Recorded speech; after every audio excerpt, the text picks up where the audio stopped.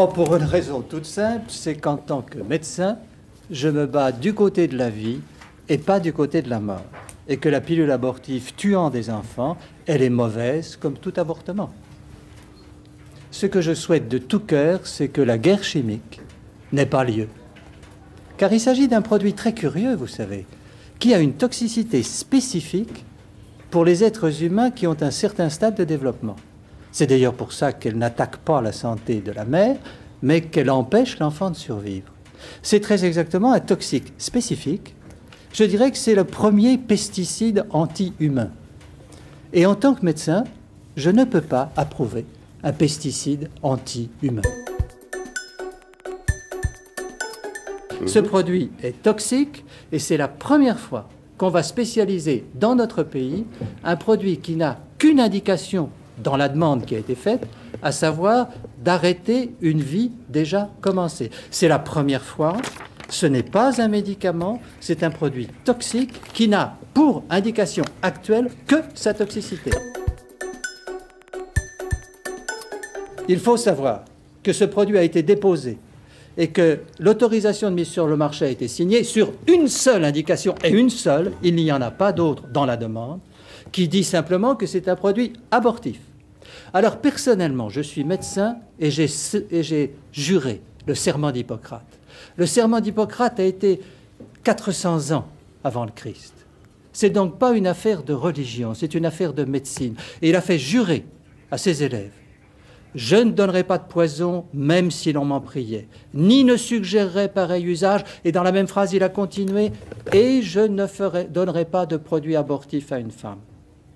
C'est la première fois qu'on spécialise un produit abortif, qu'on va le faire à des quantités industrielles.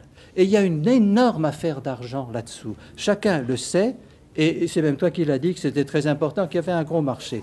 Alors je voudrais préciser ceci. C'est que ce produit, s'il est aussi efficace qu'il le paraît, et je crains qu'il le soit, ne servira pratiquement qu'à tuer des enfants, et pas du tout, car l'indication n'en a pas été demandée, à traiter quoi que ce soit. Alors, et le nombre de doses qui vont être fabriquées est énorme. Je ne le connais pas, je ne suis pas industriel, mais ça représente des millions d'enfants qui seront supprimés. Et je dis, parce qu'il faut que les téléspectateurs le comprennent, si ce produit est en vente, ou même qu'il soit payé ou pas, ça n'a aucune importance, s'il est employé et exploité industriellement, ce sont des millions d'êtres humains qui seront détruits chaque année. Et je le dis posément parce que c'est vrai qu'il faut qu'on le sache, ce produit tuera plus d'êtres humains qu'Hitler, Mao Tse-tung et Staline réunis. C'est pas possible de laisser dire des choses comme ça. D'accord. Alors maintenant, nous rentrons dans une nouvelle histoire. Lorsque cette pilule va être fabriquée industriellement, toutes les règles d'utilisation dont on parle aujourd'hui passeront comme totalement inappliquées. Et ce qui va se passer, et ce qui est le danger redoutable, c'est que des femmes qui se portent bien, qui sont enceintes, aient dans leur table de nuit 3 comprimés. Et le jour où elles auront un peu de déprime, où elles auront vomi parce que c'est le début de la grossesse, où elles seront déprimées parce qu'il y a des difficultés, qui sera là? Personne. Elles ouvriront le tiroir, prendront les 3 comprimés dans la table de nuit et l'enfant sera perdu. Je dis que de proposer de mettre l'aiguille à tricoter chimique dans la table de nuit, de mettre l'avorteur disponible à tout moment, est un danger redoutable pour nos civilisations. Et qu'on n'a pas le droit de le faire, ce n'est pas de la médecine.